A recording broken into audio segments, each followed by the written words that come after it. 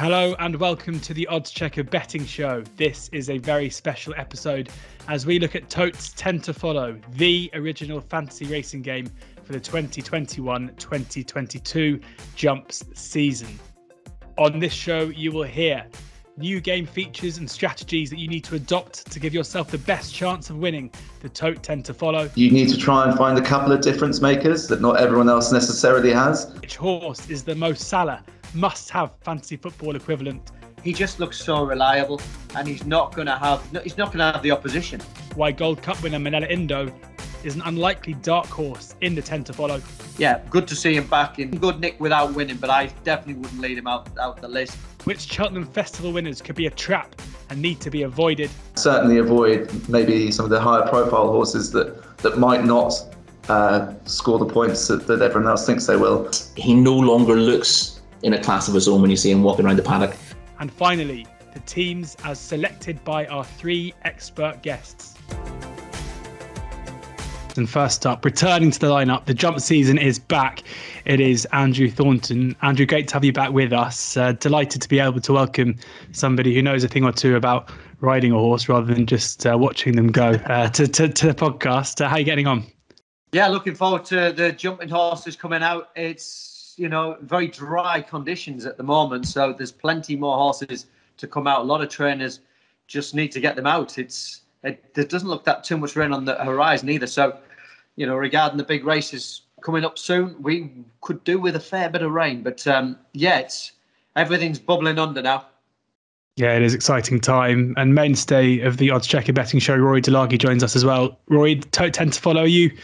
How's your success been in the past with this? Are you somebody who's dropped it off in the past playing this game?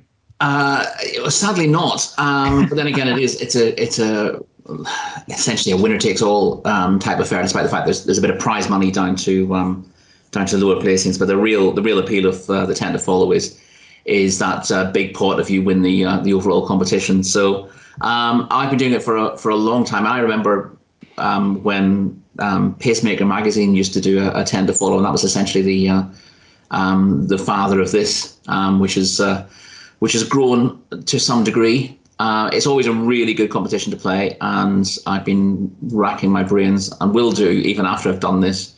Even after I've decided my 10 To Follow, perfectly well the next 4 days I'm going to be going through them with a fine-tooth comb and asking myself questions. You're in a novel position here, Rory. You can tell everyone your team, put everyone away, and then release your real team in 4 days' time. But we'll see. I'm sure you would never do that. Certainly not. Our third guest is the Tote's very own Jamie Benson, who's going to be providing us with an extra layer of insight into the 10 To Follow game. And, I'm very excited about this. I've been playing it with friends for a long time. And in the Oddschecker offices, certainly, Jamie, it's been a source of a lot of debate over the years. I imagine it's the same over at the Tote offices as well. Yeah, very much so. Yeah, when we sort of took over the running of the new Tote a couple of years ago, it was very much priority number one, get the 10 To Follow up and firing, because it's just great crack. For a fiver, you get the whole season's long entertainment. Well, in theory, a whole season long. Normally, my list is sort of dead in the water by January, February. But the good news is you then get the subs window in March to try and get yourself back in the game for Cheltenham. But I absolutely love it, and I'm excited to hear what Rory and Andrew have got to say. Very diplomatic start there. And Jamie, a few people who'll be listening to this or watching this won't know much about the Tote 10 To Follow. There will be those out there who haven't played it before. So for those people, and apologies to those stalwarts like Rory, can you explain a little bit about the game, what it is, how people can enter, and all that? Right? Sure. So yeah, basically the concept is quite simple in that you pick 10 horses to follow throughout the season, and they score points according to how well they run. So they win points according to the grade of race that they win. 25 points for a grade 1, all the way down to 10 for just a normal race. And on top of that, they score points according to the odds that they return on the Tote guaranteed price, so either the SP or the Tote price, whichever is bigger. So again, if you pick out a big price winner of a race, you get rewarded for that. But in short, the main premise is you want to be targeting what are known as the bonus races. So for those ones, they tend to be all the grade ones throughout the season, and you get an extra 25 points if you pick the winner of them. So as a result, it means that the best lists tend to be weighted towards the grade 1 horses that we all know, You need to try and find a couple of difference makers that not everyone else necessarily has, and certainly avoid maybe some of the higher profile horses that might not score the points that everyone else thinks they will. But realistically, you look back at the winning competition, the winning lists from previous years, and they're very, very pickable in hindsight. So yeah, it keeps you going in that regard. I mean, it does. It is a game where strategy is rewarded. It's not as easy as just sticking in the festival winners from last March, for example. In your experience, what is the way to play this? Is it a case of finding a couple of kind of hot pots to take on and to leave out? Is it a case more of finding that big price winner of a big race? How do you think the best way about going about trying to select your team? Yes. How would you go about it? So I'd say the best way is to target the main 3 mile staying chasers. The majority of the bonus points are weighted towards that division. If you look at in Ireland, you have things like the Savills Chase and the Irish Gold Cup, and then in England, the Betfair, the King George, and then culminating the Gold Cup at Cheltenham. And ultimately, if you pick out, you can have quite a few, 3, maybe 4 from that division. And you tend to be in good stead because they only really need to win 1, and they score 50 odd points, and that puts you in a very good position. So I'd say primarily that would be the main focus. And also, if you're not sure about things like this, we've taken into account all previous winners and what their list structure was, and basically made an algorithm on site for the smart pick. So if you're not sure, you can go on, you can pick a few horses that you like, and then if you click the smart pick button, it will autofill the rest of your stable according to what's been historically the most optimal strategy. So it's targeting those bonus races, it's making sure you've got a reasonably even selection of horses. So rather than picking 3 2-mile hurdlers, you might just have 1, basically honeysuckle. But ultimately, it's about spreading your horses across those bonus races, because 10 horses doesn't actually go very far when you add them all up. So, I'm sure Rory will come on to how he plans to maybe perm up a few stables and have a few different options. But yeah, that's the main strategy. And before we get into your guys' selections, are there any new features we should know about heading into the 2021-2022 game? So I mentioned the smart pick that I've explained that, and hopefully it's on site to help people when they're not quite sure, have a go. I mean, it's also just quite interesting to see what it throws out, even if you do have your own ideas. But then also importantly, there's new information around how popular each horse is. So if you played the fantasy football, you'll see how many teams have selected each player, and it's very much the same case here. So it helps you see who the most popular ones are and try and basically work out if you're with or against them. And ultimately, that is the secret to it. It's finding that balance between picking the most popular ones that are going to do well and leaving out a couple of the popular ones that you think might not score as highly as everyone else does. Interesting stuff. Well, let's get into the horses now. And the way we're going to break this up is into 3 sections. We'll talk through the essential picks. Jamie just spoke there about how you can see now the ownership percentage, and these are the horses that are over 30% owned at the moment. We're then going to move into the traps, those between 30% and 10% owned, so the middle ground there, those who maybe might be a bit oversubscribed, or maybe there'll be a couple of sleepers in there. And then finally, the differential picks. So all the other horses there under 10% owned, and throughout we'll be speaking to the guys about who they'll be picking and who they'll be swerving in their selections. So into the essential picks now, these are the horses that are 30% owned or over, and I'm going to run through them quickly now because there aren't very many. You'd have heard of all of them, I'd have thought, if you're listening to this podcast. Shishkin, Honeysuckle, Appreciate It, Bob Ollinger, Aplutard, Anugamine, Allaho, and Time Hill are those. And we're going to start with the horse that won the opening race of the Cheltenham Festival in March with Appreciate It, and lump in Appreciate It with Bob Ollinger as well. Currently favourites for the Arkle and the Marsh, of course, those two. And both Andrew and Rory want in both of them in their side. So Rory, coming to you first here with Bob Ollinger and Appreciate It, 2 horses that you want to keep on side at this early stage of the campaign. Yeah, it's worth. I was just going through previous results of this, and I spoke to Jamie a little while ago, and I said I'm inclined not to have many novices on my list because only a handful of the bonus races are for novices. Those being the Arkle and the what was the RSA at Cheltenham. We'll get used to the new name. It's the Brown Advisory now. So those are races for novices, which have bonus points. There are no real novice races over hurdles, which are bonus races. The Betfair hurdle tends to go to a novice, but I'll get onto that later. I think it's a pointless race trying to find the winner off at this stage. Personally, but we'll no doubt get onto that. So if I'm going to have novices in my list, I'm more inclined to have a couple of top class novice chasers, and both Appreciate and Bob Bollinger were enormously impressive in winning their novice hurdles at the Cheltenham Festival last year. So they are the obvious two to go forward with in terms of novice chasers. Worth pointing out, they're liable to go for at this stage.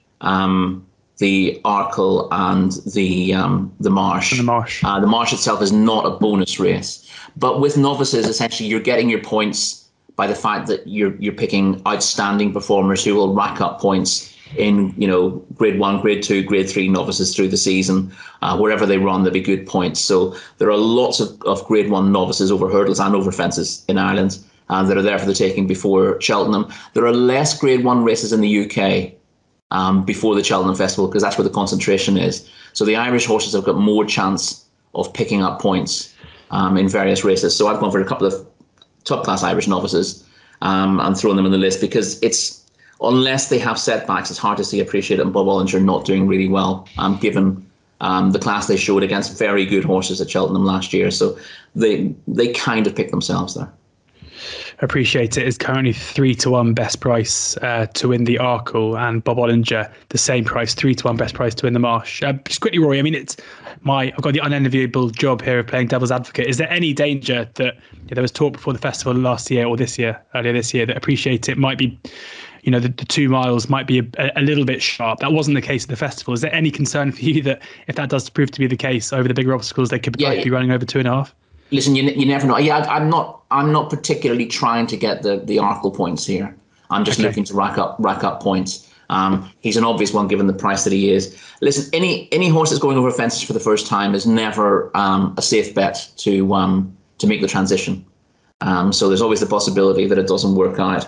Although Willie Mullins is one of those trainers, he's stated it with a couple of his high class novices that if he doesn't think they're taking defences as well as he hoped, he will drop them back to hurdles. And that gives them the option of picking up plenty of points over hurdles as well.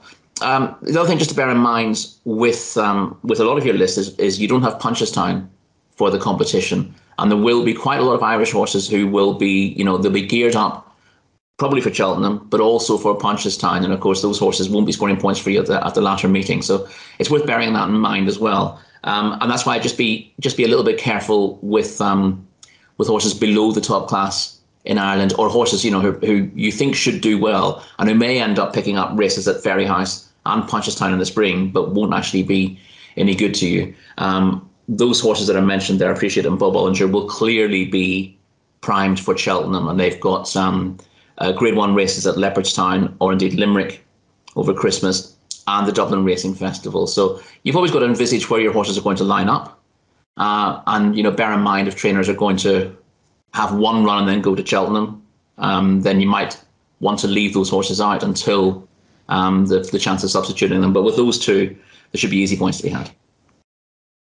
Yeah, and you mentioned there the possible risks around Punchestown, and Jamie, I've noticed that you sent me an email with your picks, and you put your negatives, the ones to avoid, at the bottom of the list, and there it says you want to avoid the Irish Novice Chasers, Appreciate It, Bob Bollinger, and Fernie Hollow in there as well. Does that come into your thinking? What's the strategy there? You're taking on Rory this just 15 minutes into the show, so. I mean, you'd have to be some sort of fool to disagree with Rory at the best of times, but especially when you're disagreeing on 2 Cheltenham Festival winners going novice chasing, you've got to be even more mental. But no, the vague thinking there is basically that I think there's a chance they end up going for similar races over 2 mile 4. There are so many top quality novice chasers in Ireland this season that ultimately it'll be very difficult to keep them all apart. And as much as Bob Bollinger and Appreciate It are standout horses, if for whatever reason, I'd be particularly against Bob Ollinger. And again, this is not anything on him as a horse, because I think he's a potential superstar. And I can't remember a horse winning the Ballymore like that didn't go on to be a superstar. But ultimately, he won't run in any bonus races this year. He will probably go for a beginner's chase, then the Drinmore. Then he either goes, is it 2 miles or 3 miles at the Dublin Racing Festival, but basically, and then he goes to the Marsh. 2 mile 5 there. 2 mile 5. Moriarty, yeah. And then he goes to the Marsh. And so even if he wins all 3 of those and beginner's chase, it's still ballpark 80, 85 points. And that is your sort of ceiling for Bob Ollinger as a superstar. Whereas you have the potential to pick up more points than that for horses not necessarily even having a well-win season. So it's literally just for the pure mechanics of the game that I'm against them, not because I'm against them as horses. Fair enough. I feel like having, with that conversation, we could probably do a whole podcast on the merits or whether or not to pick Appreciator or Bob Ollinger. So I'm going to move on, Andrew, and I'm going to come to you.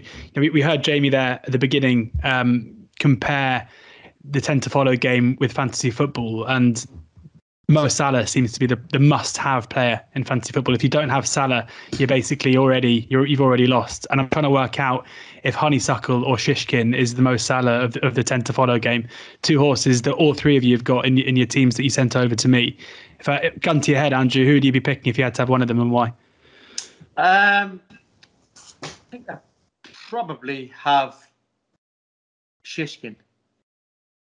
Just purely and simply, the way he's gone through his races so far, possibly the weaker division, I would suggest. Bearing in mind he's not going to take on the Irish division before Cheltenham, and I think that's purely and simply why I'd probably plump for him, because it does look the weaker option. Whereas Honeysuckle, you're always going to be you've got bearing in mind how many winners there was in Ireland at the Cheltenham Festival last year. It slips my memory. But it was definitely in the 20s anyway. So your competition over there for a start is a lot tougher. So if you want to have your Mo Salah, I think what you might call your safe pair of hands, going to turn up whenever. He just looks so reliable, and he's not going to have the opposition for a start. And whereas Honeysuckle, you're going to be probably dipping between. He could be dipping between 2 and 2.5 miles, and there's always going to be young, fresh horses coming along. So, yeah, Shishkin's my safe pair of hands. And I don't know where I put him. Do I put him at centre back, or do I put him at Luckily, you don't have to make that decision. So just get him in the team. Jamie, you raised your eyebrows when Andrew said Shishkin over Honeysuckle there. So I'm guessing Honeysuckle's the one you'd have in. Yeah, she is. But I mean, to your point, they're both absolute bankers. I mean, if I'm trying to think what the fantasy football equivalent would be, but if one's Salah, the other's, I don't know, maybe Harry Kane in seasons gone by. But not exactly, not this season. Ultimately they're both selected by 70% lists. I wouldn't be surprised if that ends up being higher. For me, Honeysuckle she runs in bonus races. The only thing is Shishkin this week. I saw this week Ruby saying that Shaka Poursois might go over for the Tingle Creek, which would be a small concern. But you can't really predict where Willie's going to send anything. But the long story short is I think both of them are absolute naps. Jamie, can I just say that I suppose the ideal scenario is pick 2 lists and leave Honeysuckle and Shishkin out of one completely. Is that where the scholars of this game come to the fore?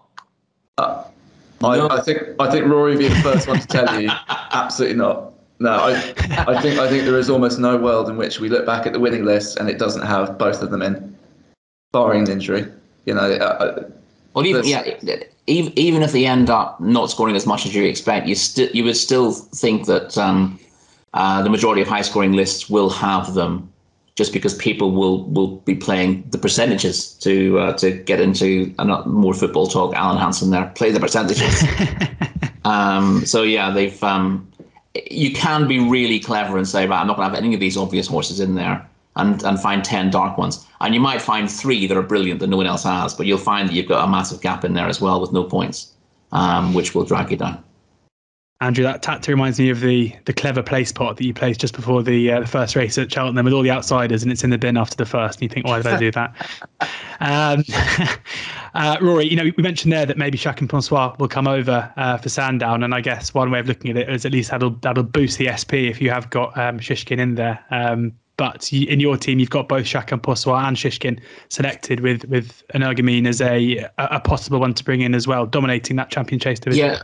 What I will probably do is I'm not sure that I can have both Energumene and Chacun Ponsoir in the same list. And what I will probably do is I've got I'll arrange my list so that I have either or plus Shishkin. I mean, I think there are still plenty of points for them to have in Ireland. And the pair of them, Energumene was outstanding novice last year. His win at Punchestown was tremendous, and plenty of people fancied him to run Shishkin very close to Cheltenham. Whereas Chacun Ponsoir is the highest rated horse in the British Isles, according to both the Irish and British handicappers and Time Form. And he's about 30% of lists. So you'd look it's a bit daft not to have the best horse around in your lists. But at the same time, I can, having both in seems a little bit of a luxury. One of them is liable to travel to Sandown. Willie Mullins has said, I don't particularly like doing that, but given what he has this year, there's a chance that he does it, because you've got 3 races that weekend. You've got the Hilly Way, which he likes. He will probably send Chacun Ponsoir perhaps to the Hilly Way. You've got the Durkin, which he could send one of those 2 for, but I suspect he'll end up running Allaho there. And then whoever doesn't go for the Hilly Way will probably go for the Tingle Creek. But of course, these things change when horses pick up little knocks or have a temperature or whatever. All these plans can change, which is why when you read a Willie Mullins stable tour, there's not a huge amount of information going. I was particularly keen to find out about Fernie Hollow from Willie's stable tour. And I think all he said was he's in brilliant form, and when he's ready, I'll find a race for him. No idea whether he's going chasing or hurdling from that, or when he's liable to turn up, whether it's going to be in 2 weeks' time or 3 months' time. Or so never easy to read. Or if he's even alive. I mean, well, he sounds like he's alive, which is good. So that's a positive. A start. I suppose you're worried from Willie's point of view. He isn't bothered. He's very much with a lot of the good horses. Back ends it, doesn't he? And he's looking towards, if they only ran once before Cheltenham and went, and then it's Punchestown, and after Punchestown, could well be thinking, you never know, we might send a batch of half a dozen towards Hoy. So from that perspective, from a 10 to follow perspective, trying to second guess Willie Mullins, I think Rory's nailed it. Yeah, absolutely. You definitely got to bear that in mind. If you have an idea of where your horses are going to run, that's a big plus. And again, so I'm slightly off at a tangent here. It's worth looking at the entries for those early races. Jimmy mentioned in passing about Bob Ollinger probably going for the Drinmore and then something. He's not in the Drinmore, and none of the big names are in the Drinmore, which is the first big Grade 1 novice chase in Ireland this season. So it's interesting that all the big names are essentially looking to have one easy run first, a run in a beginner's chase, and then step up to Grade 1 company at Christmas. So that's, again, bear that in mind. Or if you want to get ahead of the game, look who is actually declared for the Drinmore and think you might be getting a jump on it there. One that I've got as a potential mixer is Cape Gentleman, who's in the Drinmore. The good thing about him in terms of placing is he won't go to Cheltenham. He won't go to Cheltenham or Aintree, and you might consider that to be a negative. He can't go left-handed. He was absolutely dreadful at Leopardstown last season, and I think they've decided that he has to go right-handed. So he might well come up. Emmett Mullins doesn't mind sending his horses to the UK, so he might come over to Kempton at Christmas. He might come over again before Cheltenham and do a bit of pot hunting before he goes to Punchestown with this horse. And he's not the kind of trainer who runs him once or twice a season either. As we saw with the shunter last year, he danced pretty much every dance. So Cape Gentleman could be quite busy at the right-handed tracks and pot hunting, and that could see him rack up a few points as well. So he's the obviously the top-rated one in the Drinmore as it stands. So if you're looking to get a flying start, finding a horse like him, or again look at the Royal Bond on the same card, look who's entered there and see if we might get a flyer. I know Jamie's interested in one on that race. Jamie? Which one, Rory? We're jumping around a bit, but I'm fine with it. Colonel Mustard is in the Yeah. the Royal Yeah, so, Court. He'd be an interesting one there. Yeah, but I think he's going to go to the Supreme Trial at Cheltenham on Sunday. Oh, I see. Okay. Yeah. Interesting. Rory, you've outed Jamie there on a horse. He didn't send in his email. One he's keeping close to his chest. Jamie has a small interest, I believe, in Exactly. Okay. I've got a tiny leg in him, and started the season as the highest rated maiden hurdler in training. After coming second to Echoes and Rain last year. Don't sleep on the Colonel. He's one to follow this season. One to follow, one to put in your 10 to follow. We'll see. But Rory, there, I'm incredibly impressed. You're playing the 10 to follow like chess. You're about 10 moves ahead of everybody else, which is the way to do it. Jamie, before we move on we're going to talk about the 1-2 from last year's Gold Cup as we get towards the end of this batch. But I noticed another one that you've got down as one you're going to leave out. I mean, I think, speaking to friends and myself and doing these preview shows and stuff, Energumene seems to be probably the most intriguing and one of the most exciting horses that we're going to see this season, purely because of the unknown. There is scope for this to be an absolute superstar based on what we saw last season, and we were starved of that showdown with Shishkin at Cheltenham. But one that you're happy to leave off your 10 to follow. Yeah, exactly. I mean, it's with deep regret that I do so, because, like you say, he's got potential to be an absolute superstar, and it's just mainly because I'm not quite sure what route he's going to go this season. And just as a general principle, people playing the 10 to follow tend to overlook experienced horses who have been there and done it in favour of the sort of young coming force in whatever division that is. And ultimately, that young horse still needs to step up. And it's more just I'd rather have Chacun Pour Soi than Energumene on the pure basis that he's been there, done it. And I mean, is there a better horse over 2 miles around Leopardstown? He looks absolutely unbelievable in that context. So it was more on that basis, and the fact that Energumene is just going to be picked by so many people. That if there was a sort of opinion that I needed to have a bit differently, it would probably be to take him on. I guess probably the one horse where you're making a bit of a leap in terms of the company that he'll be racing in this season. But Andrew, the only horse from this small list of the 30 plus percenters that wasn't selected by any of you was Time Hill, who again I think we can be excited to see what he will get up to in the upcoming campaign. Any reason for you for leaving Time Hill off? Well, I suppose Time Hill he disappointed, didn't he, at the weekend? Yeah. For a start, over in Auteuil. I'm actually assuming that maybe that 30% might drop by the time the sections are finished. That was a completely underwhelming performance at Auteuil, where you'd expect that, especially the way Philip Hobbs' horses have started the season as well in such good form. You just wonder whether he had some fair battles last season. And it looks like it's left its mark on Paisley Park as well, because it's the way he performed at Wetherby. Again, I obviously had a penalty, but it wasn't ideal starting point from that point of view for the Emma Lavelle yard. I know another yard that has started the season in very good form. So I suppose from the perspective of looking at the 10 to follow, you mentioned about the Tote, it's £1 each way on every horse. These horses could end up bigger prices. You might get a bit back from the side and getting the points of trying to find the big price winner, So, but how often are they going to run? Yeah, they'll probably turn up in the Time Hill, probably turn up in the long walk, I'd imagine. But from the perspective of an Irish perspective, I think we might see more horses coming over this year and an early part of the season to take on, because it's so competitive back in Ireland.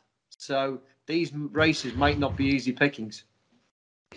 Yeah, too right. So yeah, Time Hill, the one on the list now, but as I say, might not be there come after the run over in France on the weekend. We're going to move. Yeah, before we move on to the traps, those are the horses rated between 30 and 10% owned. So just going to look at A Plus Tard, who fits into this category. Manila Indo is one of the traps, so not quite 30% owned. Presumably that's after that opening run a couple of weeks ago, or last weekend, I should say, beaten by Frodon and Galvin.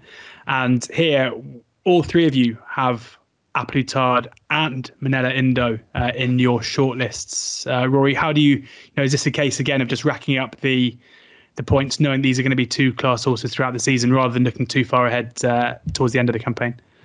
Yeah, and obviously you've got the potential for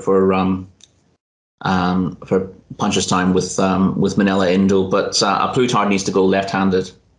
So that's that limits where he's liable to go, but at least it enables you to track where he is going to run. I'm a massive fan of both horses. Even taken outside of the 10 to follow concept, they were my two Gold Cup horses for last season. I've been banging the drum about a Plutard since he ran at Cheltenham as a novice in a handicap. That's a race that tends to not work out terribly well in terms of future graded form, but I've been convinced he's an absolutely top class chaser, which he's shown in recent seasons. And when you're that good, you deserve to go on the list. It's easy enough to say. It's a tough debate. Those Leopardstown 3-mile chasers are hard to call. If you look at the results in recent seasons, they're not easy races to sort out on the day at all. But hopefully a Plutard goes to the Betfair Chase. He seems to be on target for that. And we don't have Clandezobo in there. So that looks a very, very winnable bonus race to start with. So Plutard is on course for that. According to Henry de Bromhead, that's a big plus in terms of whether you put him in. When you've got races like that where you've got the pre-entries, it makes it easier to make a decision on whether your horse is going to pick up points. He will then go back to Leopardstown at Christmas, whereas Manila Indo is liable to. There's a fair chance he'll run in the King George, because they would rather the pair of them don't meet. They will meet if they have to. They did last season. But if they can keep them apart, they may do. And the King George might actually be a good spot for Manila Indo. Not at all worried about him getting beat. He's always been stuffy. He was beaten the first time out as a novice, and he was below his best. I would say first time out last year. So the fact that he was beaten at Down Royal doesn't really worry me. He looked to be short of his peak in terms of physical condition. I thought he ran a very good race in the circumstances. He got a little bit chopped off on the final bend on the inside, and wasn't beaten far in the end. So that wouldn't put me off him at all. I think he should. I'm surprised he's under 30%, to be honest. And there are plenty of bonus races, again, as has been pointed out early on. The majority of the points in this competition are for 3-mile chasers, and for grade 1 3-mile chasers as well. So when you're proven top class in that area, you've got to find a very good reason to throw a horse out, and I see no reason to throw either Manila Indo or a Plutard out. Yeah, Manila Indo is still the 6-1 favourite to retain his crown in the Gold Cup. Cheltenham at Plutard, second favourite at 8-1. Andrew, are you surprised as well to see that Manila Indo has kind of proven unpopular in the last week or so after that run at Down Royal? I think that's just the case of horse gets beat, you write him off.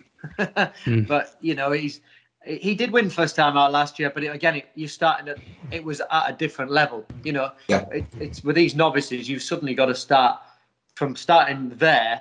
You start up here, and I think that's when you find out with good horses. But like it was a workmanlike performance at Down Royal, and there was nothing to dislike about it. The fact is, you've got to remember, Frodon was tuned. That was, as I would say, that was his Gold Cup on the first run of the season. And Paul Nicholls, made no bones about it. Racecourse gallops. He'd been away. He'd had racecourse gallop. I think he'd been at Lambourne. He was ready. And he saw Bryony. She rode him like he was absolutely on song. And he's got, from that run, got plenty of time to the King George. Galvin had already had a run under his belt, which I think that puts the race into context, really. Yeah.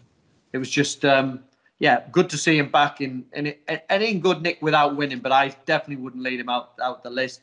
And as far as a Plutard's concerned, well, you won't see a quicker jumper of a fence going left-handed. He is slick, quick, accurate, and he probably maximum of 4 runs. Well, probably maximum of 3 runs before the Gold Cup, but I'm sure we'll see them lining up there again, and you could see a different result. When Whether one of those will get the head in front of Cheltenham, who knows? But there's a lot of water to pass under the bridge between now and then. Yeah, absolutely. We're going to move on now to the traps, those between 30% and 10% owned. There's a fair few here, so I'm not going to read them all out. But Andrew, we'll stick with you because you mentioned one of them, and you've got him in your team, and that is Frodon. Frodon in your side, and I'm almost kind of surprised to hear you say that was Frodon's Gold Cup. If you're going to keep the faith in him in your 10 to follow over the course of the season, of course, last year's 20-1 winner of the King George, 11-2 to repeat the trick this time, and certainly a horse who, it looks like the Gold Cup trip at Cheltenham it doesn't suit, but certainly a horse that goes well at Cheltenham, and in terms of form and quality, no reason why he can't continue the good form from 2 weekends ago. Yeah, I said it's his Gold Cup because he won't be running in the Gold Cup. That's why he's a 3 miles is his trip. He's what I would call, if you want to go back in the day, and you could argue he's a wayward lad. He'll get, but he won't get up the hill over the 3 miles. He's sort of versatile, right-handed, left-handed. Paul Nicholls was saying the other day, he is one of the cleanest winded horses that he's ever come across, and one of the toughest horses he's ever come across, because you see him going, he has to be popped out, and I think they've worked out in the Gold Cup itself that Brian Eachie tried to save a little bit. His forte is out the gate and putting everything to the sword, and that's what he's best at. So he's going to line up at Kempton. Everybody knows how he's going to be ridden, but he's still what I call a genuine 2.5 miler. He's got the speed in the first half of the race to be able to get to the front and make the run in and keep pressing on the gas.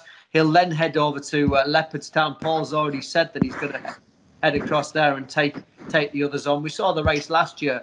It comes a little bit close to Cheltenham for quite a few trainers that do have the top horses in there. And you're only going to probably get 5 or 6 runners, and he'll be suited by it. There's no question. So I'm thinking that, he's going to get points. There's more points in the offing for him. Whether he lines up at Cheltenham, as you mentioned, he's got to go 2.5 at Cheltenham. And I would think that'll be governed by what happens at the Dublin Racing Festival. But he's one that I've put in because I still think there's a good 50 points in him, and hopefully more. Yeah, another one in this bracket of horses, Jamie, that you've put in, another one who doesn't seem to be able to do it over the Gold Cup trip at Cheltenham, but comes alive at Kempton, is Clan des Obeaux. Yeah, absolutely. And I mean, my main thinking for including Clan, and I think he is massively underrepresented currently. He's only into 20% of the list. Is that, I mean, for one, he's the favourite for the King George. 2, I think Paul Nicholls has finally sort of figured him out. He's always had incredible ability, and they thought it was a bridle horse, and then they weren't quite sure about his wind and all this kind of stuff. And I think he's just figuring them out now. And you look at his performance at Aintree at last season; it was incredible. And then obviously going to Punchestown, I think he won't go to Cheltenham, obviously, as Paul Nicholls has been very upfront about. But you could see a world in which he goes to the King George. We'll go very close in that, even if he gets pipped by Manila Indo or the like that might go there. He then will definitely go to Aintree for the Betway Bowl, which is also a bonus race. And for that, I can't see many beating him there. For one, he won't face much opposition, and secondly, he might be the best horse around that track and trip anyway. So for me, he's a very, very good horse to have on your list. Yeah. So for Clan des Obeaux there, for the one for Jamie, Frodon, the one for Andrew. Those eagle-eared out there listening might be wondering why Allaho wasn't spoken about in terms of those essential picks over 30% owned. And the reason is because I think we should talk about Allaho and Envoy Allen kind of in the same breath here, because that is, we spoke about trying to predict what's going to happen with Chacun Pour Soi and Jurgamine, both trained by Willie Mullins. But here we've got Cheveley Park having 2 horses who look best set, maybe over 2.5 miles, Willie's spoken about wanting to try Allaho back over 2 miles again. Henry de Bromhead's spoken about sending Envoy Allen over 3 miles at some stage. And Rory, I'm coming to you here, trying to piece this together, because you've got Allaho as one of your locks, and Envoy Allen as one of your possibles going into the season. Yeah, I'm not absolutely sold on either one, but Allaho, all you've got to do if you're wondering whether to put Allaho on your list is go back and watch the Ryanair again. Arguably as impressive a performance as there's ever been at the Cheltenham Festival. Not necessarily, I'm not putting him on a par with Arkle in terms of what he achieved, but just in terms of beating a top-class field and having a top-class field beaten virtually at halfway. You'll rarely see visually so impressive. Yeah. So he's one of those. He falls between two stools, and there's only one bonus race pre-Aintree for a horse at his trip. So there's a slight question mark there. But of course, you've got the Durgan Chase coming up, which will fit into his schedule, and he'd be favourite for that, and a pretty warm one as well. And then you've got the Ryanair again, which just seems to suit him absolutely ideally. There's also the possibility that he'll go for the King George. Willie said he'd like to try him at 2 miles again. He's also said he'd like to try him at 3 miles again. So he knows he's not a Gold Cup horse, but a flat 3 miles at Kempton would potentially be considered, as it would be, I'm sure, for Envoy Allen. One of those two is liable, all being well, to line up at Kempton at Christmas. Now, Envoy Allen, I'm just not convinced about him at the moment, even though he won well in his comeback. His jumping last season, pre-Cheltenham, was everyone talked about his jumping and said, he may not be beating an awful lot, but look how clever he is at his fences. He's an absolute natural. I thought his jumping at Down Royal was not brilliant. It wasn't bad, but he might still be remembering that spill at Cheltenham, which was a massive shock at the time. He hadn't touched a twig before that, and then to take a purder like he did at the Cheltenham Festival just seemed to knock him. He disappointed next time. Obviously, he's come back. I mean, the bottom line with that race he won at Down Royal, it was a Grade 2, but he beat a 200-to-1 shot into second. There wasn't an awful lot of opposition. He did get pressed for the lead. For the first mile and a half or so of the race, so he didn't have it all his own way. But while he was eventually impressive, I don't think he took a step forward in what he did as a novice last season. And I think his unbeatability, which was being talked about this time last season, he's never going to lose a race. People were saying he's just going to win every Gold Cup after he slaughters them all this year, and it's hard to imagine a horse ever touching him. He doesn't have that aura anymore. He could well bounce back, and Henry de Bromhead, is a very good person to bring that confidence back. But I'm not convinced about him at the moment. So he might not go in any of my lists, and he might go in as a mixer with the perms, depending on how many I end up left with. So I just have a little bit of quite a big doubt in my mind about whether he's going to be as good as he looked for a long time. And my view on him was that he was streets ahead of his opposition as a novice hurdler. He was almost the finished article. If you watched the parade ring at Cheltenham before he won the Ballymore, it was a massive mismatch. You'd have called the race over before they lined up. Whereas he no longer looks in a class of his own when you see him walking around the paddock ahead of top class races, or he won't do this season. He still looks good, but he's no longer a man against boys, and I think that's a difficult scenario to be in. I mean, Andrew, it's obviously not all about the Cheltenham Festival, especially in this game, and you have both of these horses in your side. But if you were looking ahead to March, where would you wager they'll both be lining up? Well, let's just say YLN. He just, this horse is a bit like Rory. He just he gets the odd knock, but he keeps coming back. I just look. I always look back to the likes of, Isterbrat was a very good horse. I think he had 3 falls during his career, but sometimes these horses, the good ones will come back. and this is, I suppose, this is where you question: is he gonna come back right to the top level? I think he will. That's why he's in my list. I think he'll come back to the top level. Obviously, changing stables last year was not the ideal scenario because your different training methods, things do change, and bearing in mind, different people as well. Horses get associated with the people looking after them, and you've got to bear that in mind. A lot of these top class horses get ridden by the same people. They gain an association with them. They gain an affinity with them. And I very much say horses are so much like humans. Any little thing which is different out of their routine can knock them. And you just, I think Envoy Allen is probably still settling into a different routine. Yeah, interesting to see what's going to happen with Envoy Allen over the coming weeks and months. Looking at some of the other ones, we've called these the traps because some of them I think might be a bit trappy when you look at the bonus races and other things. And interesting to see that none of you have picked either Kilcroot or Cigarhard favourites for the first two novice hurdles over 2 miles and 2.5 miles at the festival at the moment. Both so impressive as a 1-2 in the champion bumper last year. And Jamie, presumably this is because you guys know the game and you know that even if they do end up having great seasons, they might not rack up the same kind of points at those running a bonus race as well. Yeah, that's absolutely right. And you think the most likely to rack up points would probably be Kilcroot, because he looks likely to, according to Willie, go down the same route as Appreciate It last season. And if he continues to progress as Appreciate It did to his novice hurdle career, Appreciate It racked up 95 points, I think, last season. But ultimately, that is the absolute ceiling of what you can achieve with having one of these in your list.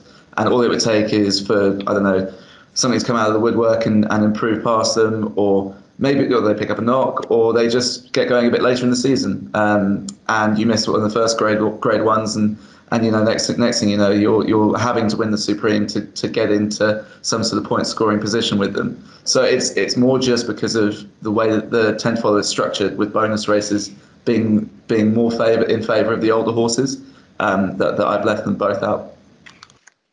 Another one that you've left out as well, or you've aggressively left out, it's on your list of negatives. This I think I'm going to sell this list for millions. Flooring Porter, Jamie, another one who's in this category, but someone you're looking to take on. Yeah, I mean, again, that looks a bit better after he disappointed at the weekend. But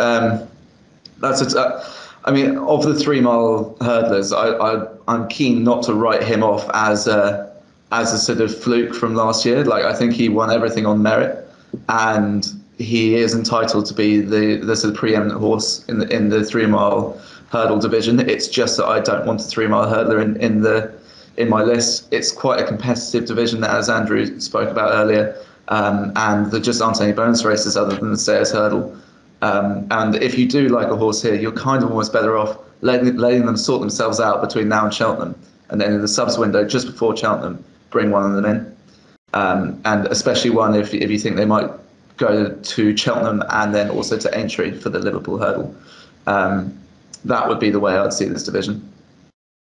Yeah, the other horses in this list of horses between 30 and 10% owned, we've got, we're not going to have time to talk about My Drogo, Chantry House, Brave Man's Game, Gallopin de Champs, Galvin, Fernie Hollow in there as well. So those are the horses. We're calling them the traps. A couple in there, though, that the guys want to get with, a couple that maybe it's worth swerving. I think the best example of kind of strategy in the game, certainly the Kilcroot Cigarhard one, where those selecting and maybe not quite realising that there are, even if they do have fantastic seasons, there might be one's better value out there. But now we get to the interesting part, the bit where you guys get to really flex your muscles and show us what you know, because these are the differentials, the under 10% horses. And I'm not going to read them out because there are about 500 of them. So yeah, if Shishkin's Mo Salah, then we're looking for the Tino Liveramento here, who everyone seems to now have from Southampton as their left back after a few clean sheets. Who are the ones that are going to provide the best value? Those who can rack up the points, whilst also you'll be one of the few who have them on side. And Rory, I'll come to you first for trying to sniff out some value here. Listen, there are plenty in there who you look at and are surprised that they're not in many lists. I'll give one that I haven't put in my list, but I'm surprised that Put the Kettle On has got less than 9% there. She's probably heading to Cheltenham next weekend for the Schlur Chase, which she won last year. She's unbeaten at the track, and they might try to avoid the big Irish guns, the Energumens and Chacun Pour Soi through the season. But even if not, she's got races she can run in before Cheltenham, and she's won at the festival for the last 2 years. So for her to have only 8% picks is an interesting one. Of mine, I've mentioned Cape Gentleman before, who's would be in very few lists. Soaring Glory, I think, falls into this category as well. He's in the Great Wood at Cheltenham next weekend, but I don't think he runs in that. I think he will run at Newbury instead in the Jerry Fielden over the same course and distance as the Betfair Hurdle, which he won last season. I was really impressed with him physically when I saw him at Ascot on his return. He wasn't quite the finished article last year. He disappointed once or twice early in the season. Then he came back and won that Betfair Hurdle before they ran him in cheek pieces at Cheltenham, which backfired quite badly. He's a horse who seems to have developed a lot over the summer. The ground would have been softer than ideal for him at Ascot. He was a wee bit disappointing in the Kennel Gate over the same course and distance last season, but he coped with it better this year than he would have last. He'll probably get good ground at Newbury. I know that's looking ahead a little bit, but the long-range weather forecast doesn't look too bad. And I think if he wins the Jerry Fielden, that throws him into the champion hurdle picture. I think he'd probably go maybe for the international hurdle the following month, and he'd be getting weight from some in that by definition. So I think he's a bit of a dark horse for the champion hurdle. I'm not sure I would throw him in the champion as a massive contender, but if you win a couple of champion hurdle trials, there are plenty of points on offer there, and I think he'll do well this season. He'll do even better over fences when they try him. So he's very much one to bear in mind. Of the ones I don't want to be with, Champ, I'm right off him after what he did in the Gold Cup last year. I think it's going to be difficult for him to come back. He comes from a really good family, obviously, the family of Best Mate, but there's a lot of temperament in that family as well, and he's beginning to show more of the temperament and the sort of the negative nature of his character than the pure talent. And while Album Photo is a dual Gold Cup winner, and he might be more active this season than he has been previously, as Willie Mullins says, he's just getting a little bit long in the tooth for that now, and it's difficult to see a horse regaining a Gold Cup. So I struggle to have him. The other one that I have in my list that I'll throw in there is a Eclat de Rire, who will be one of the high weights for the Ladbrokes Trophy at Newbury. He looks to have a decent chance. He was travelling really well at Cheltenham last season when coming down in the RSA, in the Brown Advisory, and he looks like he could develop potentially into a Gold Cup horse. But there are bonus points for the Ladbrokes Trophy. He looks to be. I think he's got a favourite's chance on that. And obviously, if he is capable of winning it, then he's got those big races at Leopardstown to come. He will stay further than a bare 3 miles as well, so they could look at the national for him further down the line if they're not going to go the Gold Cup. So there are plenty of races that he could pick up, depending on how he gets on at Newbury in the first place. Yeah, currently 7-1 joint favourite for the Ladbrokes Trophy with On the Ropes, Eclat de Rire there for Rory. And Andrew, you've got a couple of interesting ones, a couple of horses that have already turned out this season already. Ask Me Early, one of them, and then what I say to you every time you pick up the Skype call, Ahoy Senor. Yeah, I'll start on Ahoy Senor. He beat Brave Man's Game last year at Aintree. I don't think that was any fluke whatsoever. The fact that he went through the race the way he did, it didn't quite pan out for him on debut. It was his first run back. He's needed his first runs back previously. He sprawled on landing, got rid of his jockey, which was 2 out. I'd see him mopping up a few easy pickings up north, and then hopefully going. I would imagine he could well head back to Aintree. If I was working back, that would be my plan for him. I'd work back from that, thinking, get 3 or 4 runs, easy pickings, and then hopefully find a grade 1 at Aintree for him. And they asked me early, he won his novice hurdle. He hadn't won other hurdles before at Exeter the other day.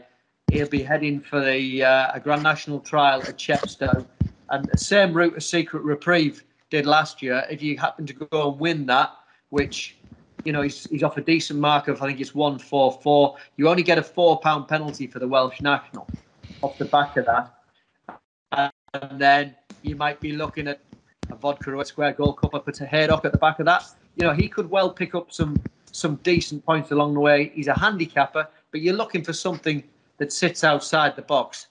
Of others that haven't been mentioned, but I'm sure there'll be plenty of people looking at Bristol Demai for the Betfair Gold Cup, loving Haydock, hoping it's going to rain before the end of the season, and then hopefully Nigel Twiston-Davies will not go to Kempton. Do not go to Kempton off the back of that. Pick somewhere else that will suit him down to the ground. And don't forget Cloth Cap. You know, he ran at Aintree last year. It wasn't quite his gig, but he won the Ladbrokes Trophy in no uncertain fashion last year. He's another one that he might fit in a few people's lists. And, you know, I'd always forgive a horse that hasn't performed at the back end of the season in an Aintree Grand National, but I'm sure he'll come back. Yeah, and Jamie, we heard there Rory earlier talking about Soaring Glory, another horse that you're keen on the ropes, who we just mentioned as well, joint favourite with a Claderia in the Ladbrokes Trophy on your list too. Yeah, absolutely. I think On the Ropes is a particularly interesting horse because after his Munster National win, off a mark in the 140s, is up to sort of 153, I think now, and plans to go to the Hennessy. But what I think is particularly interesting with him, other than the fact he's taking the same route that Total Recall took for Willie, is that he's still a novice. He's a sort of third season novice chaser, I think, now. And the result of that means that after the Hennessy, even if he doesn't necessarily win that, the Ladbrokes Trophy, I should say.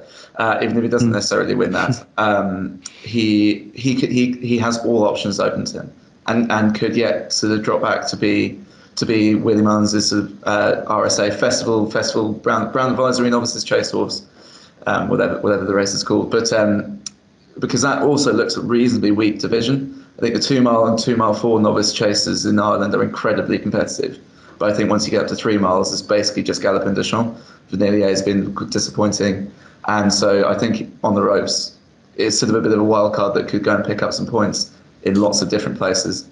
And then the only other one that hasn't been mentioned that I think is interesting is LMA, who will be campaigning for the Mayor's Chase, where she was narrowly touched off by Cole Reevy form, which looks excellent now after her win later in the season as well. So I think she could win a lot of Mayor's Chases at quite short odds.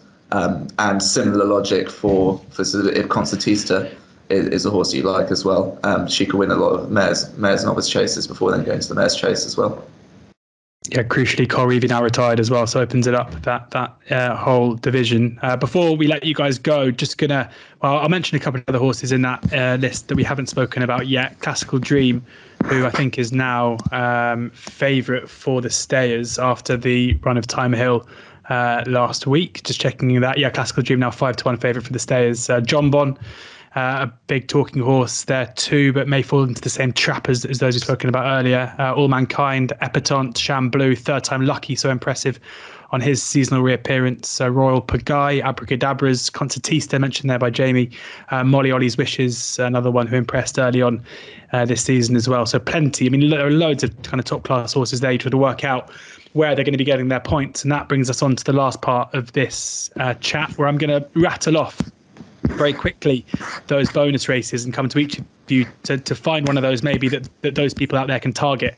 Look at one of these in depth now, try and work out who's going to be going there, which maybe try and find one with a smaller field where you can be confident of picking up some bonus points as well. These are the races where double points can be made from winning horses. You've got in chronological order, hopefully, the Betfair Chase, the Ladbrokes Trophy, the Tingle Creek, the King George, the Welsh National, the Savills Chase at Leopardstown with the Irish Champion Hurdle and the Irish Gold Cup, the Betfair Hurdle, and then we're into Cheltenham, the Arkle, the Champion Hurdle, the Queen Mother Champion Chase, the Festival Chase, formerly the RSA, the Stayers, the Ryanair, the Gold Cup, and then finally at Aintree, the Betway Bowl, the Aintree Hurdle, the Melling Chase, the Liverpool Stayers Hurdle, and the Grand National. Those are your bonus races. And Rory, coming to you first, any of those that you think at this stage you should really try and target?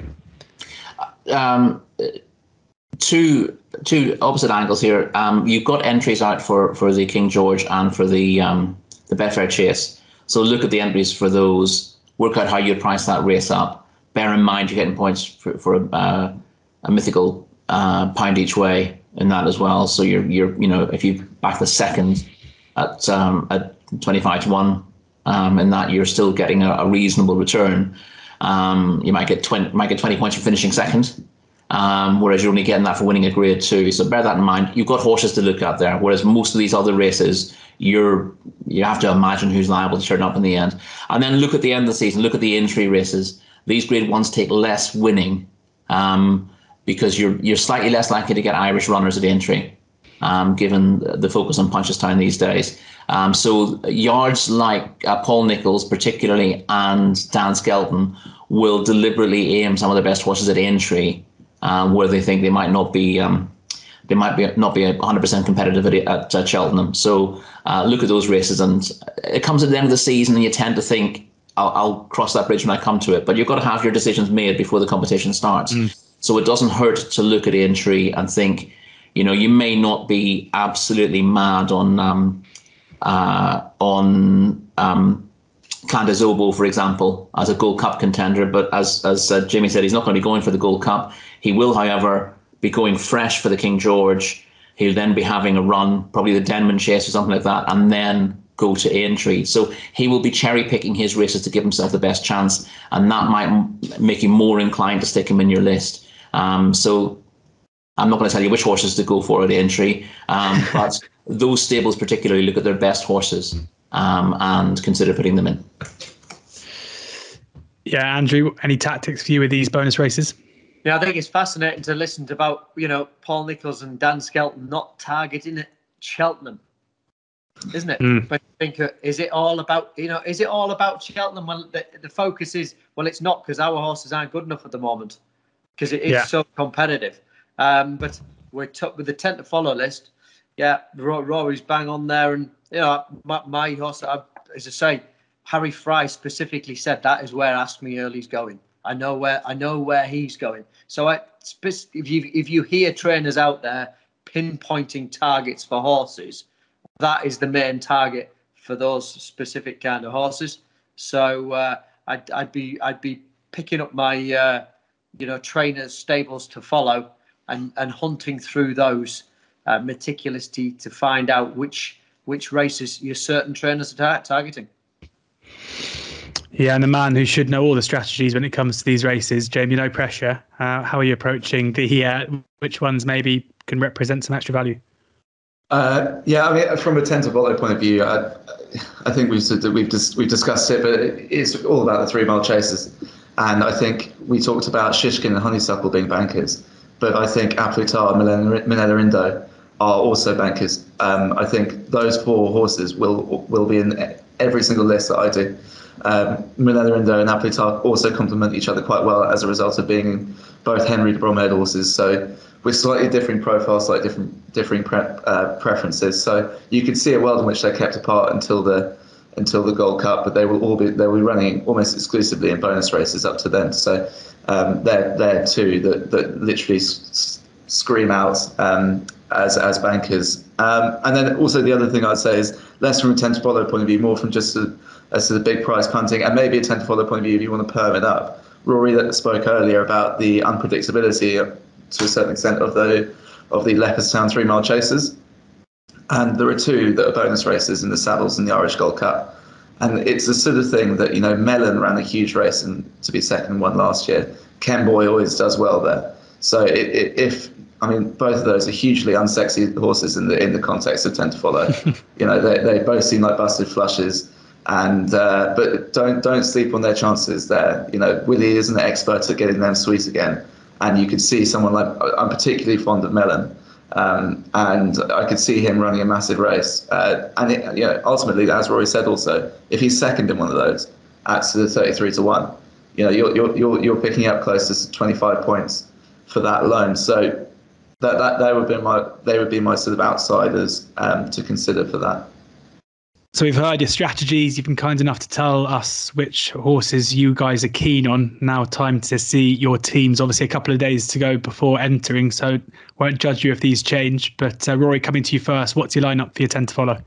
In roughly alphabetical order. It's not going to be alphabetical order, is it? Allaho, Plutard, Appreciate It, Bob Ollinger, Chacun Pour Soi, Honeysuckle, Manila Indo, Shishkin, and then a couple of dark ones at the end, Soaring Glory and Cape Gentleman. Great stuff. That's the dark ones to throw a few points in there. There's Rory's Tote 10 to follow team. Andrew, what's yours? Mine, I'm going to go in no particular order. That's fine. Shishkin, N.Y. Allen, Frodon, Honeysuckle, Ahoy Senor, a Plutard, Bob Ollinger, Appreciate It, Ask Me Early, and don't forget Manila Indo. And finally, Tote's very own, the inside scoop. Jamie Benson, what's your team? Well, I'm going to start by saying I've made a change as live. Wow. Based on what Rory said. So Amazing. I'll open with the change as live, which is it was going to be NYLN, but I'm going to change that to Allaho. So Allaho, Aplutar, Clan des Obeaux, Shishkin, Chacun Pour Soi, Honeysuckle, LMA, On the Ropes, and Soaring Glory. Pray for Jamie when Allaho's sent over 2 miles next time and then over 3 miles for the Gold Cup in March, and really just cannot face running Allaho over 2.5 miles. Thank you very much to you guys for sharing your thoughts. Great stuff, and it's made me incredibly excited to go and basically delete my whole side and start again, as I'm sure many people listening will do as well. Make sure you do play the Tote 10 to follow game. Jamie, when's the deadline for entries? The deadline is 11 o'clock, Saturday the 13th of November. So 11 o'clock in the morning of the Paddy Power November meeting, the Saturday of that. There you go. So plenty of time to get your team in, plenty of time to comb through the form. Make sure you do that. Make sure you also download the oddschecker app. All the prices I've been mentioning today in terms of the anti-post prices are the best available. You'll also find the best bookie offers, free bets, plenty of tipsters there as well. So do download the app. Ensure you subscribe to the oddschecker YouTube channel as well for plenty more preview content throughout the season, throughout the year. And also you can subscribe to this as a podcast on any podcast platform as well. So fingers crossed, plenty there for you guys to get your teeth into. Do enter your Tote 10 to follow team as soon as possible. And as always, please do gamble responsibly.